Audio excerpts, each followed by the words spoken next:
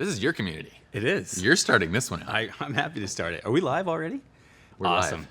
Hey, Magmod community. I am excited. As you guys know, each and every week we do a How I Shot It. And a couple weeks ago, I asked you guys, who would you like to see on our How I Shot It? And this guy, Mr. Pye Jirsa, your name was actually one of the most mentioned. Surprise. I appreciate that, guys. So That's sweet of them. it is very nice of them. So here I am. Actually, I flew out to California today to be with Pye. And we are going to talk a little bit about how he uses Magmod and different weddings. Oh. This is Carlo in the background. Say hi, Carlo. Hey, Carlo. All right, so as I mentioned, we're going to talk a little bit about how Pye uses Magmod in weddings. Now, the reason I'm excited about this is because Pye is holding my arm. That's why I'm excited. Because Pye is actually one of the most incredible wedding shooters and a little bit of a strange guy. No, he's one of the most incredible wedding shooters. How many weddings does your business shoot a year? It's over 300, right? We do about 350 to 400 weddings each year, about 1,000 total client commissions. That's crazy. And guys, the cool thing about Pye and his business, it's Pye and Justin and Chris. You guys are Lynn and Jirsa. Yeah. And then they have the education side of it, which most people already know, but it's SOR Lounge. Correct. And what's cool about SOR Lounge, guys, is that they film nearly all their weddings, and then they turn it into education for all of you. So what I think is really cool is Pye's going to talk a little bit about today how he uses Magmod on a wedding day. But if you want really incredible, comprehensive education, check out, they have SOR Lounge Premium, I think is what you guys call it, if I'm not mistaken. That's $349 a year? Yeah, it's about $350 a year, and it's everything inside of it that you can stream to your device. Yeah, watch wherever you go. I subscribe, and there's so much stuff on there. Like, it's incredible how much material and education's on there. Yeah. And then you guys have the wedding workshop that you just released, and tell us a little bit about that real quick. Well, so if you are a premium member, then you will have seen the Wedding Workshop series kind of trickle out over the last 3 years, actually. It took us 3 years to film this thing. And it is now complete. The photographing the reception is now online, which is everything that you need for reception lighting, indoor, outdoor, different situations, crazy lighting situations. How do you do the dance floor? Just all the questions that you'd probably get. Yeah. And that's complete. So what the Wedding Workshop series is literally, it's our internal training system to turn a lighting assistant into a master photographer within about a 2 to 3 year period. It's that entire training platform. It's 70 hours of comprehensive A to Z education covering every facet of the wedding day, from lighting to posing to directing. And it's not like live education. You know, I love live education, but you can watch hours and hours of it to glean minutes worth of bits, kind of information. This is 70 hours of highly edited content. It's a mentorship. It's funny that you say that, because that's exactly what I was thinking. When you said 70 hours, I was thinking, oh, people probably think that you just sat down and edited a wedding for 8 hours. Yeah. And you just had a camera rolling. And it's not that, you guys. Like, this is like incredible. The amount of work and effort they put into this. And what did you say, 3 years? Like 40 3 weddings? years of filming. There's about 40 real weddings. So our clients actually signed off to allow me to bring behind the scenes in to actually film what we do. So whenever we're talking to the camera, in the workshops, we're either in studio or we're on a set that we created. But then right after demonstrating the technique, we take you into a real life wedding and we show you in action how it works. Yeah. So that's awesome. And I think the other thing, guys, that's really important so that you know is that in these classes, this wedding workshop that they released, it's not that they're out there using huge studio strobes and things that we can't replicate. You guys are actually using these types of flashes, right? Exactly. I mean, fast, easy, quick, simple flashes. So for the most part, I mean, most people know that I shoot a lot of pro photo. I love their gear, but in designing the Wedding Workshop series and our own shooters, a lot of people can't afford pro photo. And so we designed the entire workshop series to encompass simple training with just speed lights. So $100 Yongnuo's, I have to say it the Chinese way, I'm sorry. The $100 Yongnuo flashes or Godox flashes or whatever you got, it works. And that's literally what we teach with through the entire class. I'm going to stop saying literally. I hate it when... Chris Traeger. Yep. Literally. Literally.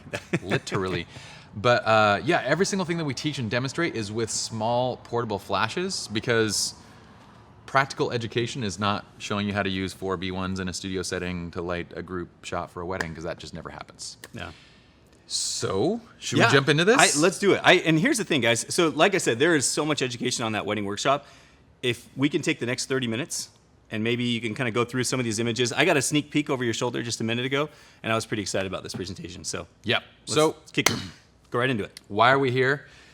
In the next 30 minutes, we're going to be covering 4 different ways that we use Magmod gear for very quick and simple yet effective lighting setups on the wedding day. Okay, I'm going to ask you guys to do the following. Close out Instagram, close out Facebook, except for this don't close this window, but everything else, I'd like to ask for your undivided attention Can I just get one for quick picture? a few minutes. Oh my gosh.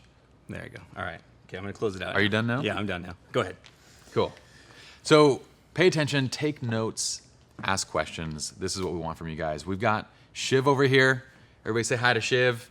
Shiv is actually manning the computer. She's going to be answering questions while we talk and also dishing out some of your questions to us when appropriate.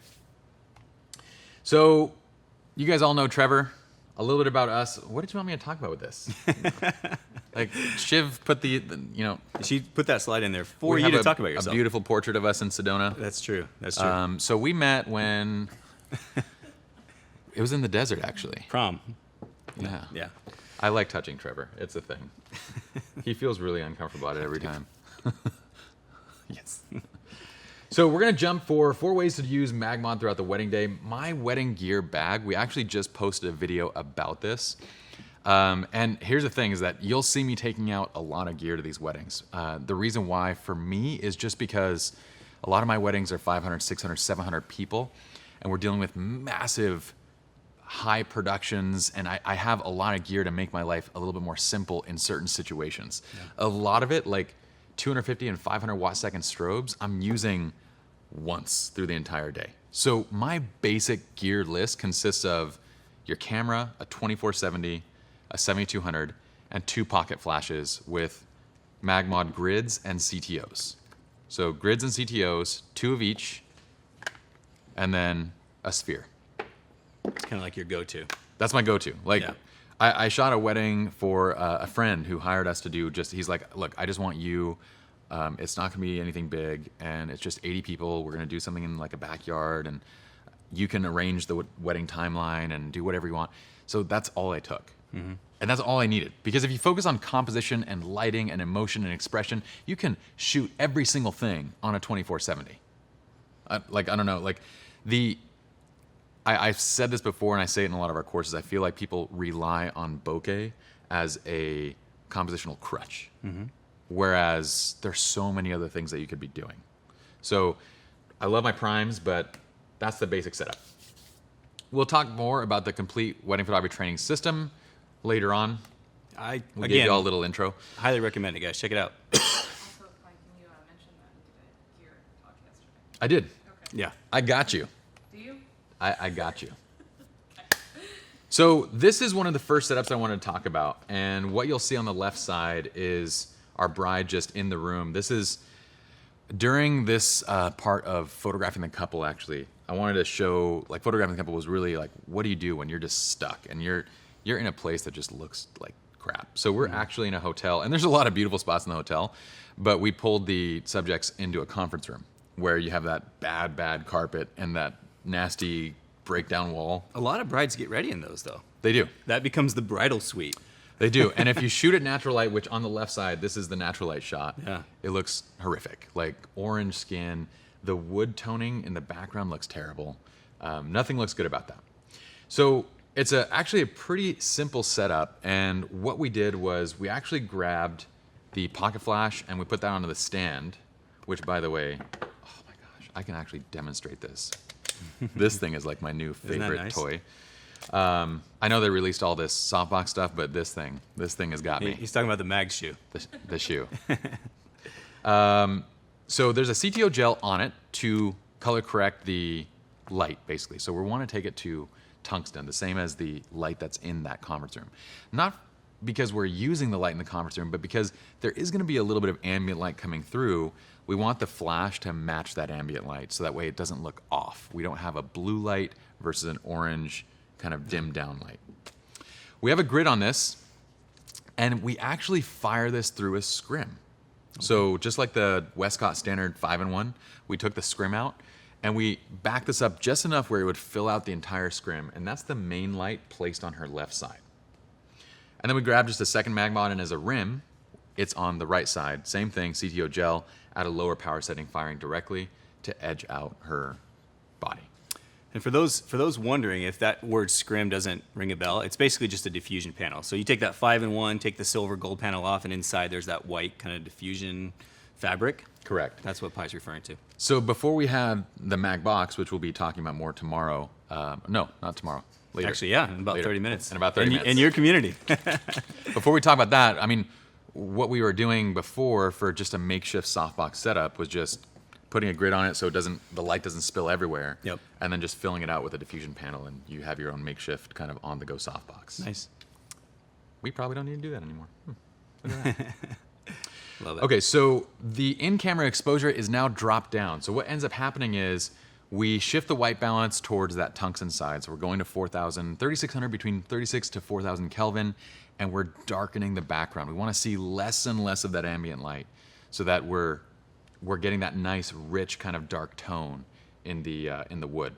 And that line that you see in that, it's as simple as like a quick select in Photoshop, you content fill, and it's done. And you have like this beautiful backdrop that is done in a conference room. Yeah. So we can turn this into something really nice, and that's kind of the name of the game, I feel like, for any photographer, any wedding photographer that's going into these scenes where there's tons of clutter, the room is tiny, it doesn't look good, you can't, and you're gonna see examples of this as we go forward, but the name of the game is to underexpose, add in a little bit of light, don't make it so dramatic that it looks like a horror film. That's one of the things that like kind of gets to me. Find that balance, right? Yes. And why would you say the grid is one of your favorite modifiers? Is it because of the light control? I'm assuming that's what the direction you're going, right? Yes. So, I mean, before the Magmod grids came out, I was using standard grids. I'm all about light control. Yeah. It's, in my mind, like your light control is really the primary component of being creative with lighting. When light spills everywhere, you can't do that much with it. But when you can actually direct it to certain places, that's when you have a lot of control. Yeah. And usually for a wedding setup, it's one light, max two. Very rarely do we go three. The exception is like dance floor, we'll preset it up, for like three light, triangle, yeah. triangle. But otherwise, most everything's gonna be just a one light setup. Love it. Let's do this one. This is a two light setup. So we just posted this on our Instagram feed, and it got tons of likes and comments and stuff. So people That's love cool. this image. Very cool. So the thought behind this image is anytime you have a reflective surface, you can put this in your minds. It can be a window. It can be a, whatever this is, a painting? Picture. Picture? A frame? I don't Yeah. know. Whenever you have something reflective, you will see anything in that reflection that is brighter than what you're looking at, basically. Okay? So if you're looking into a window from the outside, like let's say it's a sunny day, you're looking from the outside into a window, and you're wondering why you don't see the people inside the room. It's because they're darker than what's behind you, right? So the palm trees, the ocean, the background behind you is so bright that you can't see into the window. So the way that you compensate for that is you light the darker subject. In this case, you can actually see the window already showing through right here in the shot, right? You can actually you see see the that reflection, window coming through. So all I really need to do is brighten her up, so she's just a little bit brighter than that window, and brighter than everything else in the scene. And that's where the grid is so incredibly important, because I can pin just her face, right?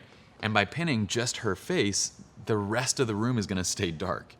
If you didn't have the grid on, that light's going to spill everywhere, and your entire scene is going to be bright, and everything shows up in the reflection as opposed to just her face.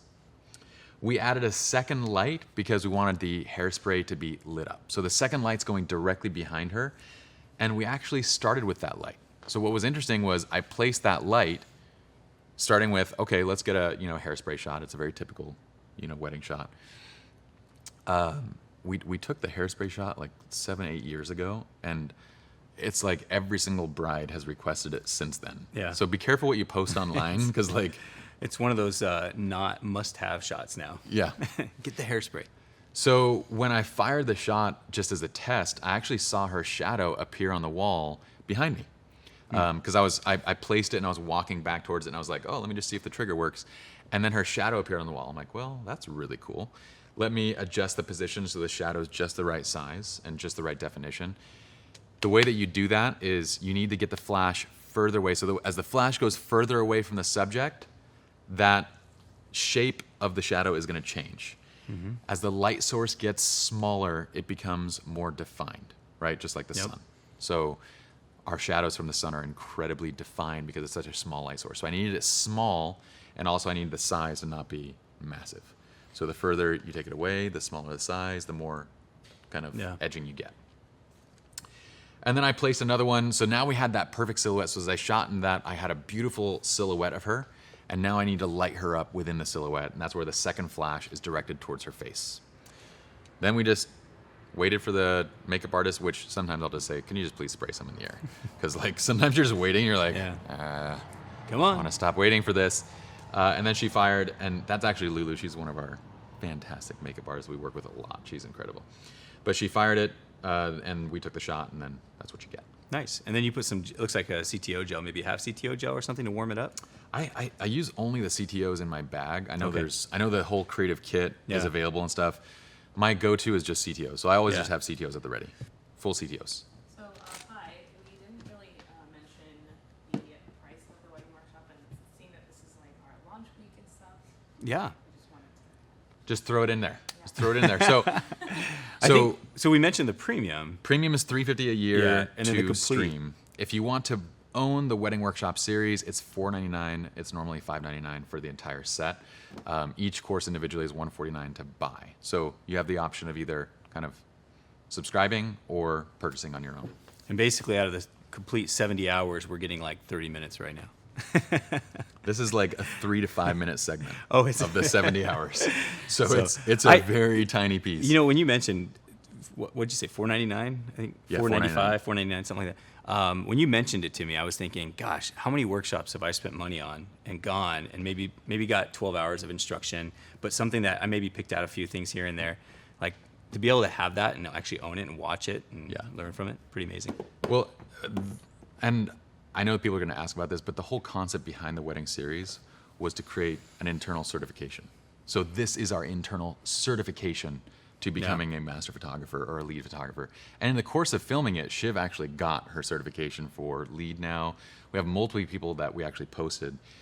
We want to bring that certification out to the public. Yeah. But that might be a next step thing. So if you guys are interested, if you think that'd be cool to actually have a legitimate industry certification for, okay, well, now I know which seconds are qualified, so I can go and find a second shooter. I can go and find a lead shooter. I can go and find somebody to work with me. And they've actually gone through something crazy intensive to demonstrate that they are legitimately certified. Let us know if that's something that you guys would find interesting. That's awesome. But that was the idea behind creating the series. We're still kind of throwing up the idea of, do we want to create the certification process for the public? Yeah. Awesome. Definitely pick it up, guys. Okay. Worth it. So this is pretty simple. We have a Magmod that's mounted to the shower head. A Magmod flash with the CTO plus gel, just firing directly into him, and he's just doing his thing. And we get a beautiful light coming in. Again, same concept here. We're underexposing. We're placing the flash not on the, I guess the water side, like not on our side, but on the opposite side of the shower head. So that way it's backlighting the water a little bit and also creating some direction to that lighting just a little bit more. Kind of short lighting it. Yeah. So that's it. Pocket flash, mag grid, it's the same exact technique of pinning light. You might hear of pinning. DJs and lighting crews use that term a lot, pinning a light. You'll see it on like the centerpieces of like a reception setup. That's how they get the light in one place. A little small spotlight, basically. Yep, and that's exactly what our grid allows us to do, is to pin that light exactly where we want it to go. And so we're darkening everything else down. So what's left in the scene is that we can actually see through the window. Now, in this case, you have a billboard. But this was done for the photographing the groom. In that series, we wanted to demonstrate that if you have a beautiful background, you can see through and now see the setting for the location. And so you end up getting this one shot, and this is off of a mirror, so it looks like a composite, but it's actually a single photograph. Yeah, because if you didn't underexpose it, that through the mirror, or excuse me, through the window there, it would have been just super white. which your eyes would have been drawn to there. It would have basically wouldn't have been the same photo. Yeah, and Tether Tools has some really cool mounts that are available, which is what we use to actually mount the flash in the shower. Cool. So, by the way, not all grooms are into shower photographs. This guy loves them. No, I have yet to do one actually. I have yet to have the guts, the nerves. I don't know what the right word to ask a groom. Hey, can I get you in the shower and take some photos? No, So- that's super creepy. Don't do that. Oh, so what do I do? Just when he's showering, just walk in? Yeah. Oh, okay. I mean, I like that. Okay. I'll have to Just be remember like, when you're on the phone with them, just say, hey, I'd like to know when you're showering if you can just leave the door open. that. Okay. I'll have to- And then, no. So the easiest way to get grooms to allow you and brides to allow that kind of stuff is to demonstrate it. Yeah. If you show it on your blog, if you show it on your website, they will say when they want it. You know what I mean? So if you're showing it and kind of bringing it up and talking about it a little bit, that gives them an opportunity to say, yeah, I would love something like that, or they just move Good on. point. Yeah. Okay. Show what you want to shoot, right? Exactly. Move a little faster. Move a little faster. What are we doing? So this is that setup inside of a room that, again, doesn't look that great. So you can actually see on the left quarter side, we have the actual room set up. It's just a very standard hotel room. There's a lot of stuff going on in that room. Like the table right here on the right side has tons of stuff. Yeah. So all we've done is placed a flash a little bit up higher. Again, when you're placing your lighting, you generally want to mimic how light kind of is in real life, right? Real life, light generally comes top down. You don't light from underneath. It's No. one of the biggest mistakes that I see in lighting. It's such a simple correction. You always light slightly at a top-down angle because most of the shadows and most everything we see when you walk into a building, when you go outside, it's shadows go onto the ground, not up in the air. So we don't want to create that uplight kind of look. Yeah. Unless it's for a specific effect. Like I see that a lot when photographers are getting started and they don't want to spend a whole lot of money on, like, let's say something simple like a light stand. And they'll get a light stand that's maybe 5 feet tall, and then their light is literally shooting straight across, so they get these shadows that go this way as opposed to kind of down. Correct. So Correct. It looks unnatural, looks odd. So this is our bride right here, and that's Lulu again. See, we work with her a lot. But we have a mag grid and a mag gel, and then we're dropping down to, again, around 36 to 4,000 Kelvin. I generally shoot on the warmer side. I like things to be a little bit, that's kind of just our stylistic look. yeah. And then we're getting down low. So what you see in the right side shot of this reflection is actually that kind of conference room table almost. And we're just getting down low with a kind of slightly darker exposure. I left a lot of the makeup and hair stuff on the table for a little bit of context and foreground elements to what's going on. Usually I'll remove anything that's like overly white because it'll draw attention to it Yeah. in the frame. And then we have the shot on the left side. Same exact setup. I flip to the opposite side of her just to get a close-up with watching. Like, my big thing is I love using hard lights. I don't generally use soft boxes and stuff on wedding days. Well, mainly because they're not that convenient. This might change that quite a bit. But up in the, in the past, I really don't use soft boxes that Yeah. much. So what I do instead is anytime you're working with a hard light, you really just need to control angle.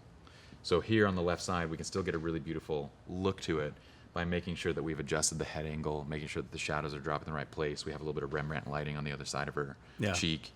So I think what's great about your workshop too is you actually show how you coach brides to basically kind of, move just a little bit. So you get, like on this shot, you're shooting from the short side of the face, but you get that little bit of kind of that Rembrandt triangle of sorts that just adds that dimension to that side of the face as well. So, love it. cool. Pinning for creative effect. This was from a little piece in Photographing the Groom where it's one of our favorite things to do is to get all the groomsmen lined up. We actually did a really cool one this past wedding. I can't wait to show. Oh, this weekend? This weekend. Love it. Where I have Can't wait to see like it. 12, I think there was 12 or 13 groomsmen all posing on the steps. And he's standing there in his like Indian suit. He had a crazy designer suit. And he's looking right into the camera and he's lit and he looks like a king. And it's ridiculous. That's right. But it's that exact same principle of putting the grid on, CTO gel. Here we're using it for corrective purposes because we're in a very orange kind of scene as well. And we're just going to light them, leave everyone else in the shadow. And the way that we do this, we teach it in a very simple, instructive manner. And if you've heard this before, it probably comes from Lighting 101 and 201, the workshops that we did quite a while ago, which is first, dial in your ambient light. Don't touch your lighting. Yeah, leave your flash off. Leave your flash off. Just choose what you want your ambient light to look like, right? What do I want the scene to look like? Do I want it to be dark? Do I want it to be dramatic? Do I want it to be brighter? Do I want it to be light and airy? Most people have a hard time with flash because they go, I really love natural looking images, and when I add flash, it doesn't look natural anymore. It's because you didn't set your intent with that underlying ambient exposure. Yeah. So when you set your intent there, if you set it to be brighter, then all you do from that point is after you take that brighter image, you say, okay, now would or would not adding a flash to this scene help lift my subject out or create a better image? If it does, you grab the flash.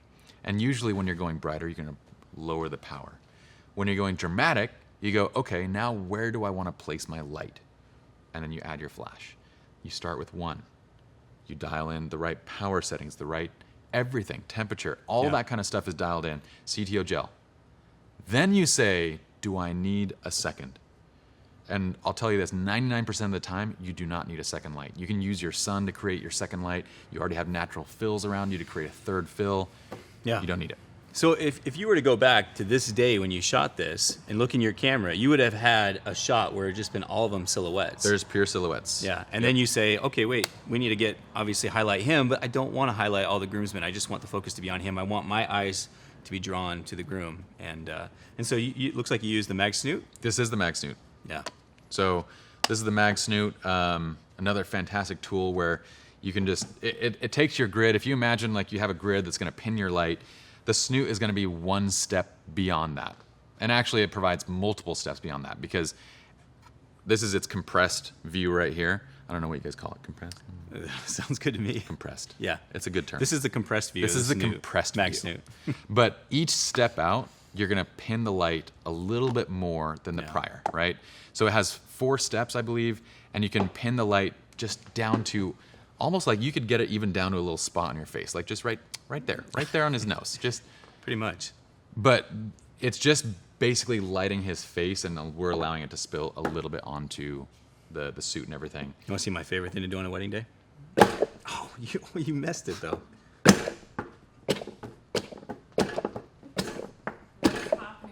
Fail. Complete fail.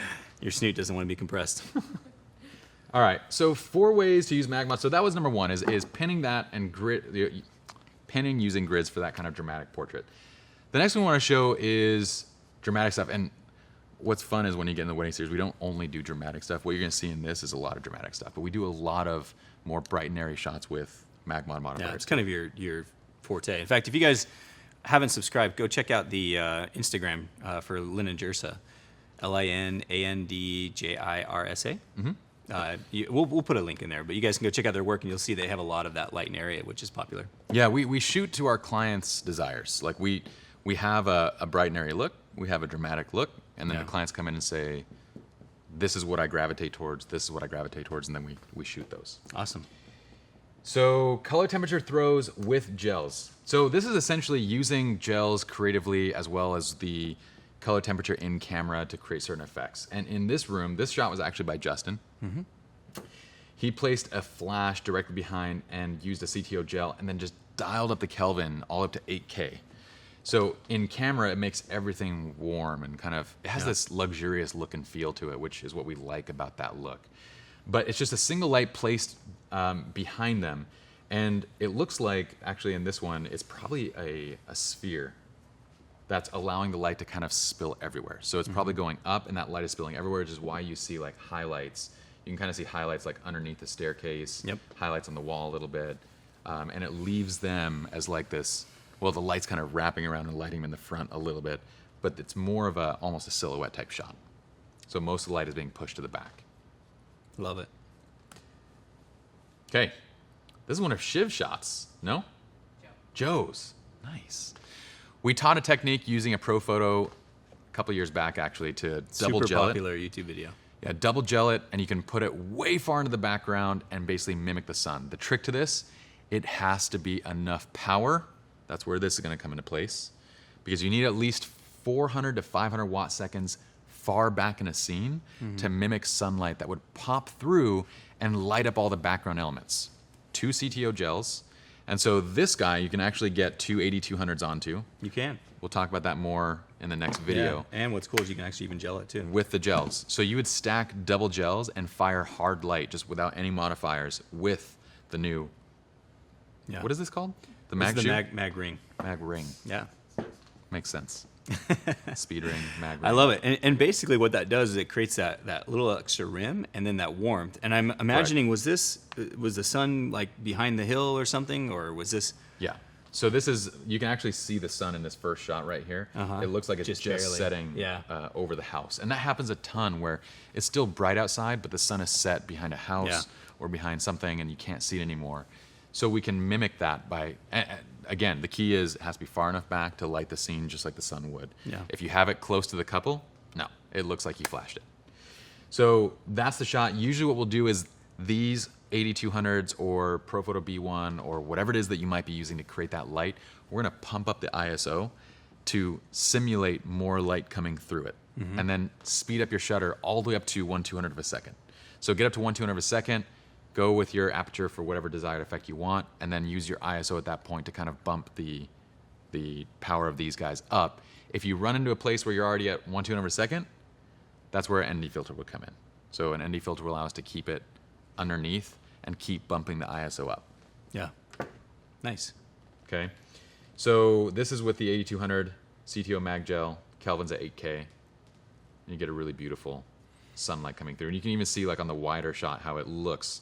Like see how the leaves on the left kind of simulate the look on the right side. Like it very much looks like a sun coming through. I love how when you teach, you have a lot of these behind the scenes, and you illustrate it as well. It makes it so much easier to understand. Yeah, and whenever And we see the show you guys difference. stuff, we'll show you guys these are actually the raw files. So these are like unprocessed, straight out of camera files. Yeah. We're gonna put our preset over that to make it finished. But yeah, you're seeing like literally what the camera is seeing. Okay, this is for effect. This is one of my favorite techniques where I will grab the Magmod and a CTO gel and pop the sphere on it, and I'll place it usually right behind her shoulder. So it depends on what they're wearing. If she's all in white, I don't like bouncing it off her chest as much. I like placing it behind her shoulder. So if I'm the girl, hug me in, baby. Yeah. If I'm the girl and he's the guy and he has a white tux right here, don't laugh, Shiv. Like this is very serious stuff right here. So The light I'm goes. the guy. You're the guy. Okay. So that's So right here? This feels great. Okay. So the light's gonna go directly behind his shoulder and it's gonna fire with that sphere into his chest. What that does is it's going to send light everywhere, but it's going to put a lot of light right here, which is going to bounce back into her face. That's how we end up lighting her face up in these types of shots. You're going to see a couple of them, but we aim it off the chest, and it'll naturally wrap into her face. And then we're just going to adjust chin angles and so forth. It looks like this one, it got a little bit more of his face. So I'm imagining it was just This the one opposite. was into her shoulder, so you can actually see in the reflection Yeah. where it's going into her shoulder on this one. Bouncing up on his, And you yeah. can see how he has that wrap. Yep. So in the next, we'll show you guys how to reverse it. But then we just dial the Kelvin down to like 2500, leave everything very blue. Again, we actually did a shot for Creative Live a few years back too, where it's in front of the Broad in LA, where we lit the wall, and then you have the silhouette of the couple. Yeah. That was a really fun shot too. It's always fun to see these images that we create and to see everybody else going and putting their spin on it. Like, You know what I love doing is I love shooting this kind of stuff, changing the colors in camera. Yeah. So like you did, you changed 2500, put the warmth on them, and then turning around and showing the clients. Yeah. Because then they're like, how in the world did you it looks do that? nothing like Yeah. that. Yeah. So Okay, so here's the same technique. This go around, it's right behind her. So you can see it placed behind her veil. If I go to the next shot, you can see even more. Like her veil is right there. It's placed directly behind them, lighting into his chest. And there's two ways of doing this. If you point it up, you're gonna hit something above you, right? So if what's above you is interesting to look at and it's pleasing and you wanna light it up so it's part of the composition, aim it up. If it's not, aim it directly into the chest, okay? So this is firing into his chest, but it's aimed up. So it's right here and kind of tilted at a slight angle, and it's behind her. So what I love about this is anytime there's a veil, I mean, it's always, anytime there's a veil, put it behind that. Because Yeah. it lights up the veil in such a beautiful way, whereas you don't get that if you place it behind his shoulder. You know what I mean? now that last image that you showed, that's the palm tree is being lit by the flash as By well, the right? flash, yes. And so I think what's important that people need to understand as well is if you shot this on the other side, they would look like angels. I mean, they would be so bright Yeah. from that flash that it would be way overexposed. But you're shooting from, again, the short side, the shadow side of their bodies, and so you're just getting a little bit of that light that's wrapping forward. And like in that last shot, you see it in the tree as well, which is great. Exactly. So when we took this shot, this was just this past weekend actually, and so when we had like, this is a whole long story. Which it was a double couple wedding. Amazing couples. One couple got married on Friday, one on Saturday, and then a joint reception. We had in this moment, it was a 15-minute window to capture their portraits. Wow. Cut down from 2 hours. It was 2 hours of couples portraits that went down to 15 minutes. And we had to do some dramatic stuff. We had to do some like nice, bright kind of images. Yeah. This was the last shot that we ended with. beautiful. But what I saw was the palm tree above them, and so I was just like, oh, you know what, that's going to probably look really good if we put a little bit of light on that. It'll kind of create this little kiss of light that aims everything into them. Yeah. And then we step in close. And this is a reminder, like when you guys set up a flash, just take one shot. Like, why does everybody just take one shot? No. You set it up, and we need to create a story still. We still need our wide, medium, and tight images. We still need to get something more interesting than one single shot, because what are you going to do? You're just going to use one single shot in the album or on a wall? That's fine. But if we have multiple images, we can actually tell a complete story from that scene. But they have to be the exact same exposure and the exact same look. Otherwise, it doesn't look cohesive. Yeah. Okay, so that's that. This is at 4,000 Kelvin, the mag sphere, a mag gel. We have the pocket flash directly behind them. Most likely, it's dusk, and we're firing pretty strong. So this is like half power on a pocket flash. Nice. Okay, that's a closer up shot. I love how like you can see the wrap on her face is so nice though. It is. It's really pretty. Okay, so rim lighting for wedding receptions. This is where on the dance floor we'll often use a 3-light setup. Now the third light, it's up to you. It can either be on your camera or it can be off camera as well. But essentially what this is, and in the courses we have full diagrams that show you the exact placement of everything. And this is one of those setups for reception. Okay. So when it's outdoors, it's dark, you don't have anything going on. If you don't use a rim light, your subjects just fall into the background. Especially their hair. Their hair just goes right black with it. It doesn't separate. And oftentimes, like especially in these setups outside, they don't have the lighting budget for the lighting and the DJ guy to go and set up these pin lights. So it's up to you. You got to put your own lights in there. So this is that kind of a setup where we have 2 lights placed on the outside. So if the couple... Did you know that could be used for that? I didn't, but that looks like a great couple. That's a great couple. So if our camera is on this side, then basically what we're doing with those flashes is we're lighting from the opposite sides with a grid and a CTO gel to create those edge lights on both sides of their body. They're firing at very low powers because we're usually around 1600 to 3200 ISO. These, a great rule of thumb to kind of think about is, I hate rule of thumb, I say that all the time. Do you know where that came from? No, I don't. It's really disturbing. Rule of thumb. Yeah, I'll look that up. So, and a general idea is if you're at 3200 ISO, start these at 1/32nd power. You'll go between 1/32nd and 1/64th. If you're at 1600 ISO, start these at 1/16th power. So it's just an idea. And same thing if you're shooting midday and you're shooting at 100 ISO, 1/1 in the sun type thing. That's a great tip. I'm going to just say that one more time. 3200 ISO, 1/32nd power, 1600 ISO, 1/16th power. Mm-hmm. That's typically right around where I fall, but I never thought about it that way. Yeah, so it's a good place to start, and from there, usually only like a stop off. Yeah. And you just go. Okay, question. No. Just No a question. reminder of how in photographing the reception, we actually include like guides for indoor and outdoor receptions, just like how we just talked about right now. So Yeah. starting point. So in photographing the reception, there are complete guides. So when indoors, in purple lighting, in orange lighting, we call it burple. Purple. You know that blue-purple like mix Yeah, that's I like do. all nasty? We call it burple. Burple. Let's make that a thing. Burple. Hashtag Burple. Hashtag burple. So we demonstrate all that kind of stuff. Cool. But this is that setup. Right here, we're using we'll have to check the workshop, but I believe this is an on-camera sphere that's just pumping in a little bit of light forward. fill. Yeah, or possibly off-camera from the right side. Yeah. on that shot. You know, when I do that on-camera fill, I like to use this guy. I know it's a little bit bigger, but the cross net. the lacrosse stick. That's right. I shot with Pye one time. I was second shooting, and they were making fun of me because I had my lacrosse stick. I had a little monopod with this guy on it. Well, let's demonstrate what it looks like. All It right. literally looks like a lacrosse stick. Like I know. I was walking around playing lacrosse. It creates great images, though. Yeah. cares what you look like if you're creating great images? That's cha-ching. Okay. This is a simple pin setup where we have one light on the speakers and one light on the bride and groom. And the angles will shift a little bit. So again, we give you a lot of different guidance in terms of like, we actually have maps and diagrams to show all the angles that we would use. Yeah. But in this shot, we're lighting from the left side into the speakers. And you'll notice that we always shoot from the shadows. That's like, put that rule in your book. Shoot from the shadows. That's where you get your interesting images. That's where you get something dynamic. It's It's the not darker from side of the face, basically. Yes. So shoot from the shadows and then create the light. And what you'll see here is the light's not actually. So if you guys are the camera, you might think, well, I'm just going to place the light here to light up Trevor's face. The problem is, it's actually lighting up both sides of his face from here. You know what I mean? Like it's going to light up both sides of your nose. Yeah. So in reality, when you're shooting from where you guys see the camera, we're not placing the light at a 45-degree angle off camera.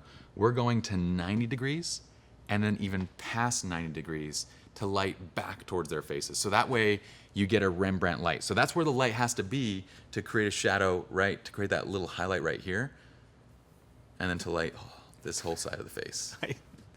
I think mean? I get it. I wonder if they get it. But I think I get it. I definitely got it. No, absolutely.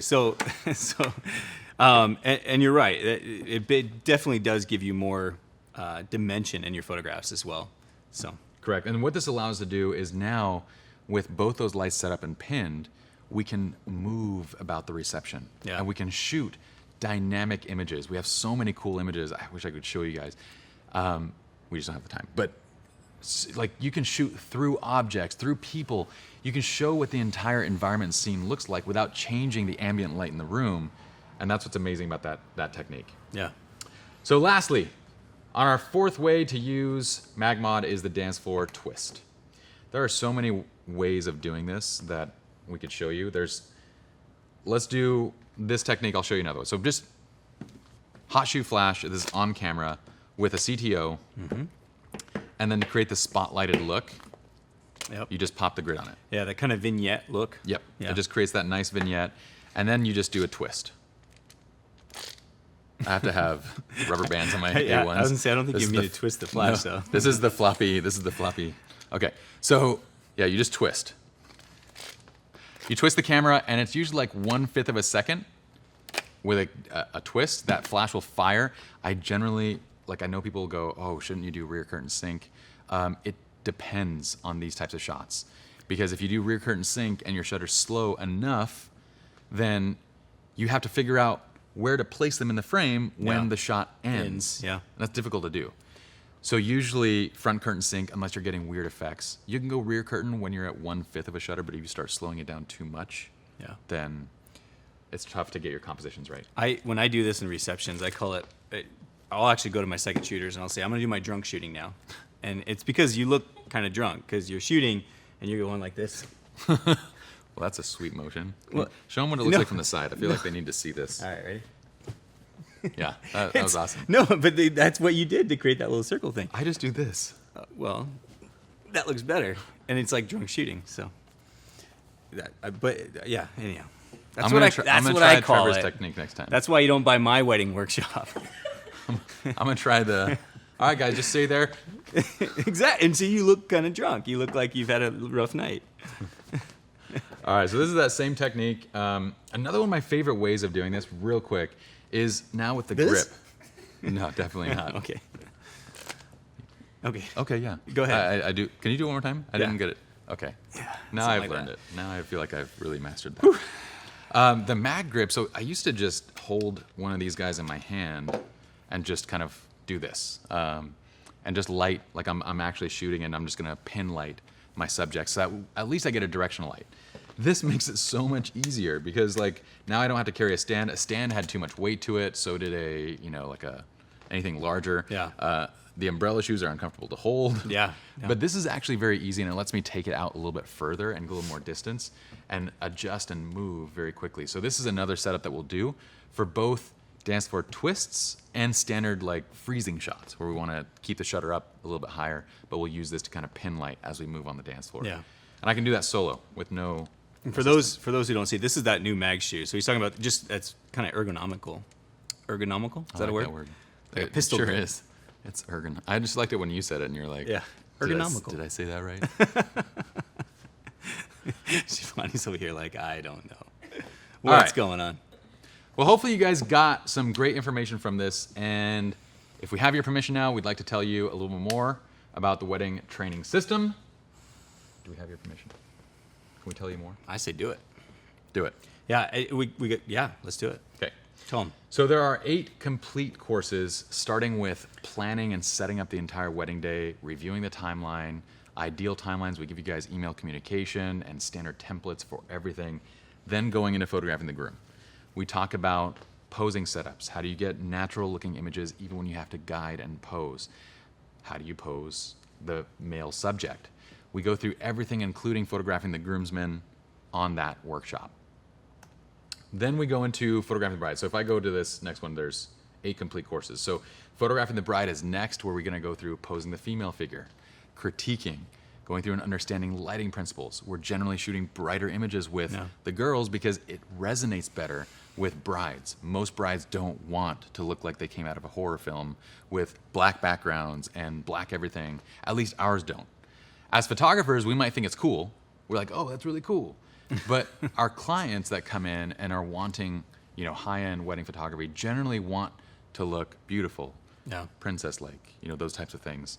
And we want to get that, but we also want to bring in like authentic emotion, and that's how we're gonna teach you guys about cueing and like putting them in a certain position, and then guiding and directing and so forth. Makes sense. Then photographing the couple is now taking both couples together. We're going to teach the entire foundation posing framework and critique. How do you pose and give instruction so that it looks natural in shots? How do you identify where things are going wrong?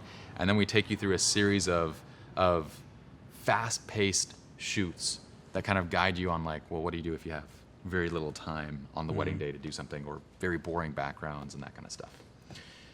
Photographing the ceremony is all about angles and positions and working with a team. We actually give you full-on maps and guides on how to do that, and then the details. I gotta say, I've gotten a chance to shoot with your team before, and I will say, guys, that they are you're so organized, like the way that your team knows exactly where to be, how to be there, that kind of stuff. Like I've just been amazed at how you've taught your team, and like you said, this is essentially the teaching for your team. Right? I mean, this is anyone that joins your team. This is what they need to go through and work their way through. This is the certification pathway for our team. So, and the reason why is, like you said, there are not a lot of studios, and this isn't to toot our own horn. This is to say that we have an amazing team of creatives, but there aren't a lot of studios that do volume boutique work.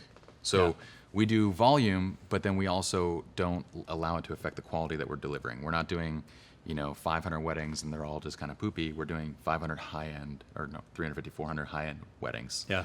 And to do that, to have that consistency, you have to have systems and frameworks, and everybody has to be on the same page.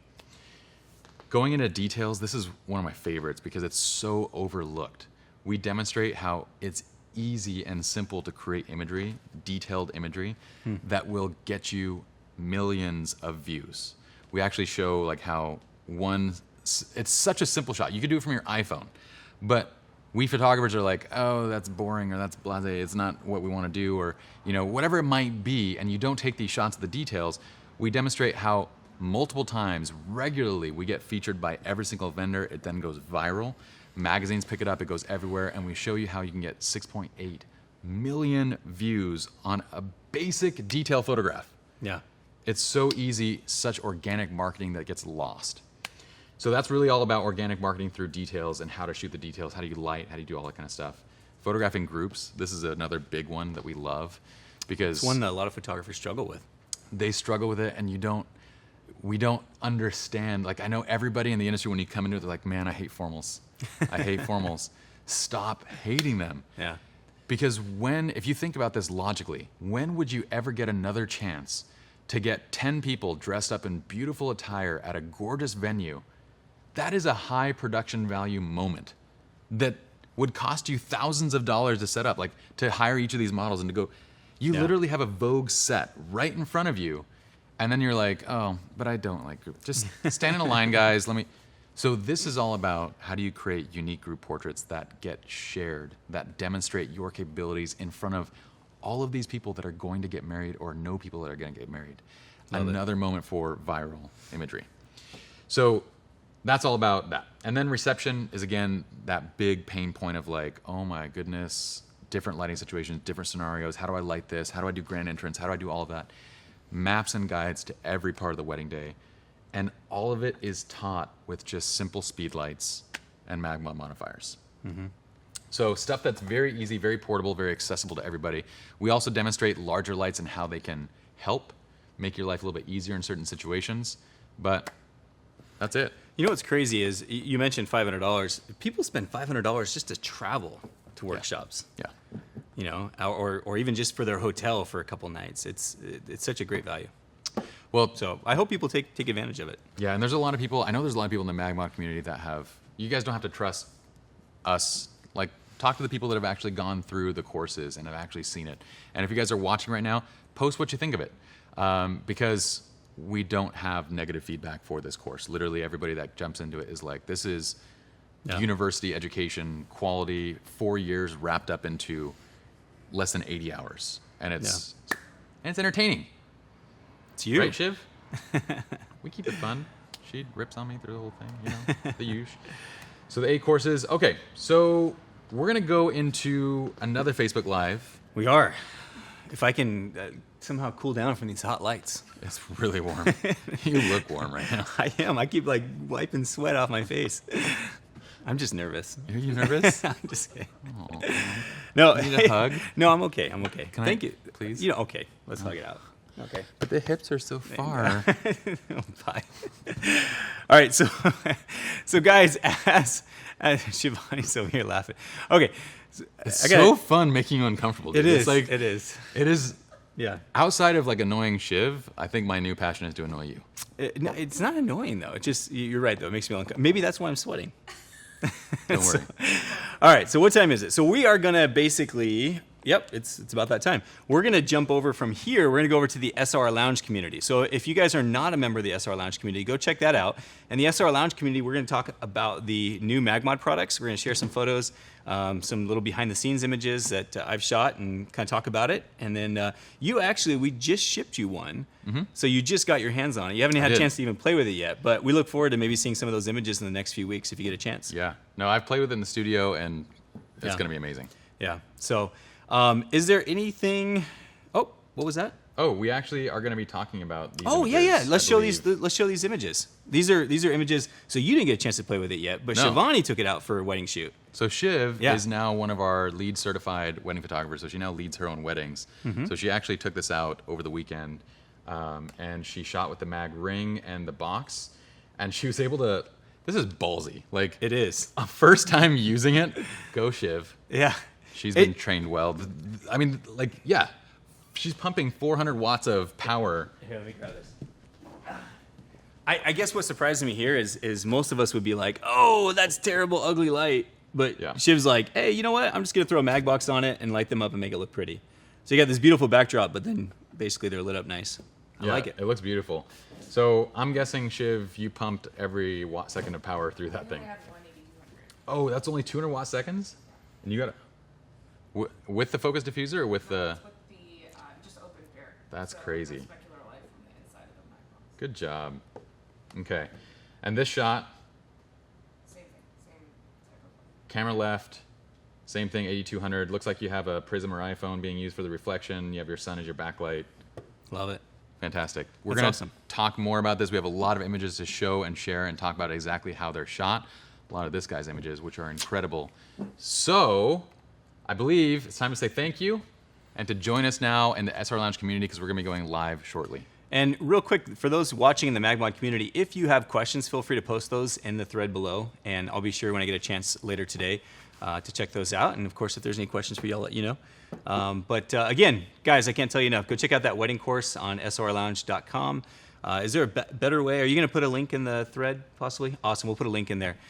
And with that, jump over to SR Lounge and join us over there, SR Lounge community, and we'll talk a little bit about these new products. And make him a little more uncomfortable.